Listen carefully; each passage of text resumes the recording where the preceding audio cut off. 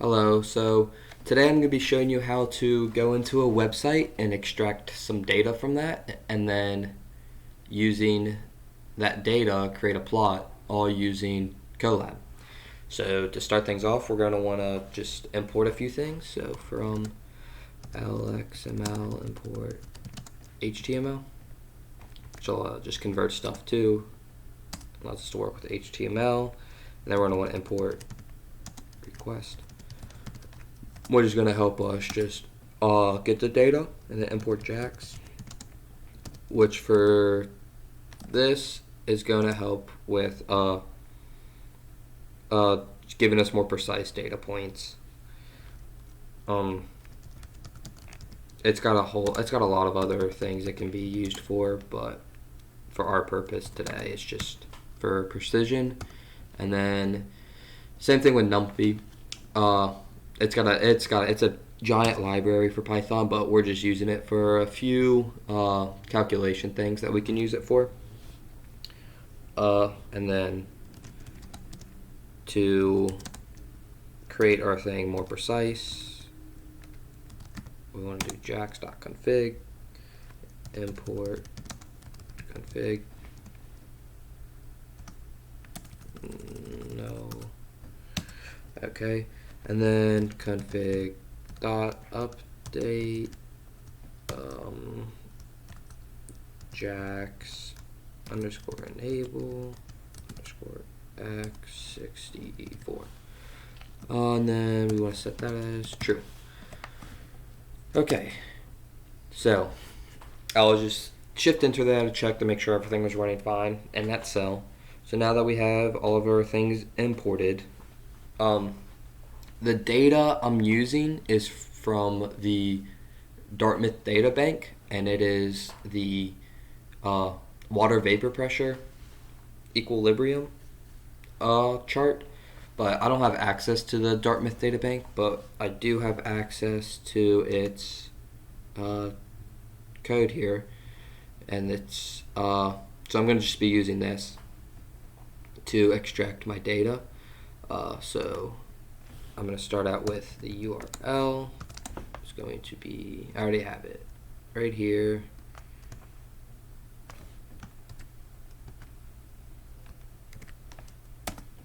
And then I'm going to want to get the content from that URL. So I'm going to do request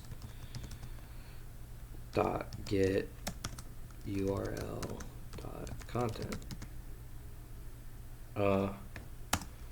So that's going to allow me to access the content in my script, and then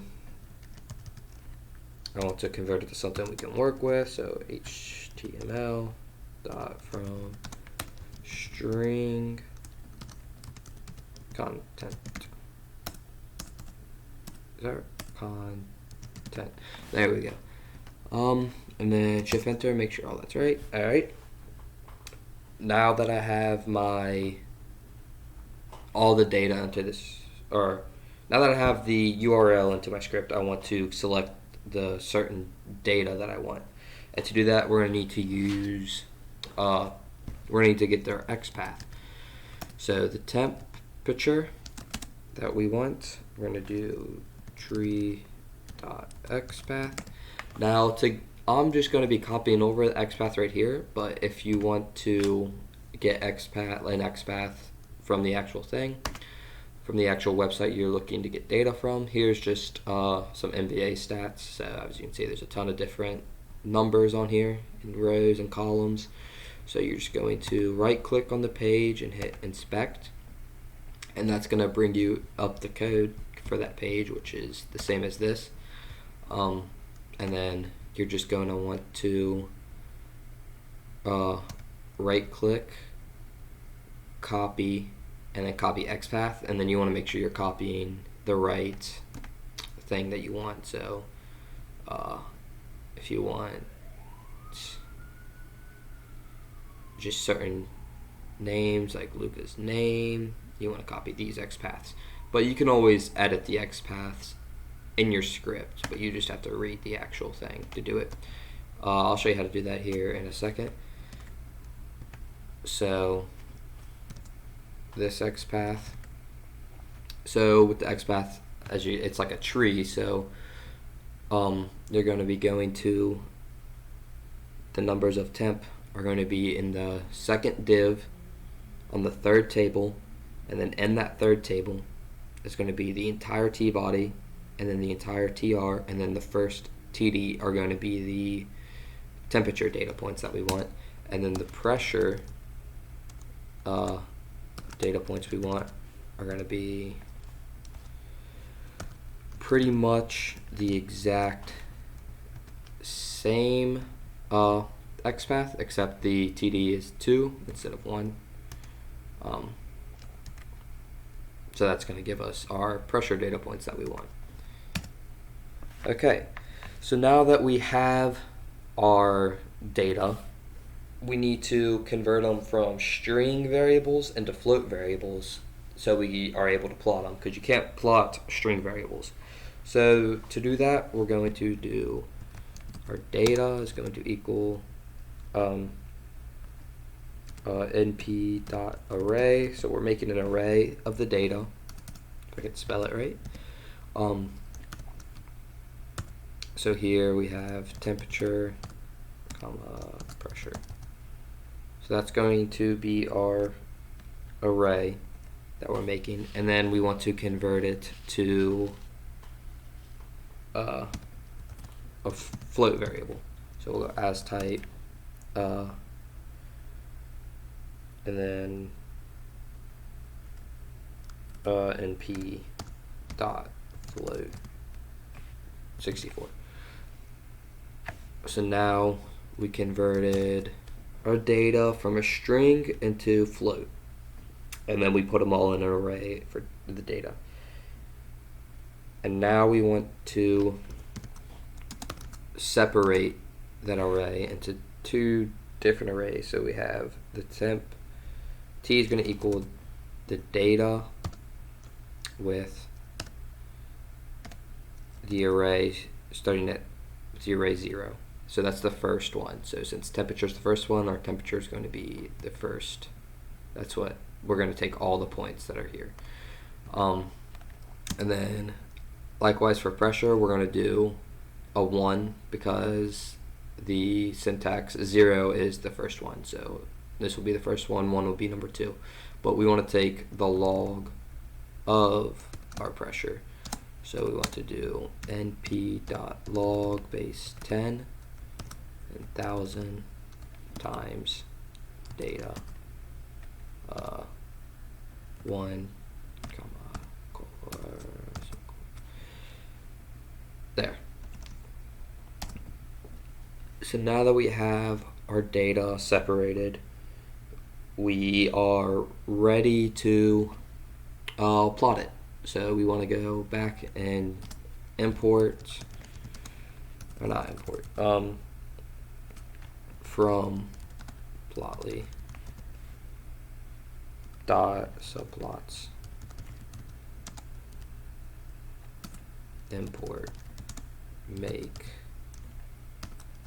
subplots. So we're just importing plotly here, so which allows us to plot our points and has a ton of different graphs, and you can do just about anything with those graphs. I'm not really going to be able to get into it in this video because frankly I don't know enough about it to be able to get into it, but you can change the size of the points, the color of the graph, what type of graph, or anything you can pretty much imagine of, you can do with plotly. So just to make sure that works. Alright, so now to create our plot, we're going to do figure is going to equal make subplots with rows equal to 1 and columns equal to 1. Now we want to add our points into there, so we're going to do figure dot add underscore scatter, so we're making a scatter plot, and then we want our x to be equal to t, our y to be equal to the log b, What am I doing here? Log underscore p. Okay. And then we're just going to name our graph just data. Nothing fancy.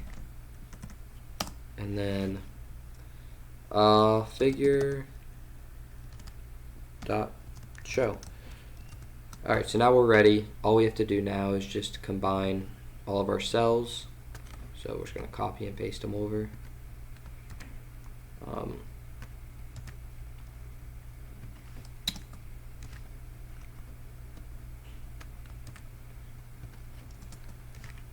I do this just because sometimes when I'm doing it, I find that it works better when they're all in one cell, because sometimes there'll be errors. And then if you put them in one cell, the errors are fixed.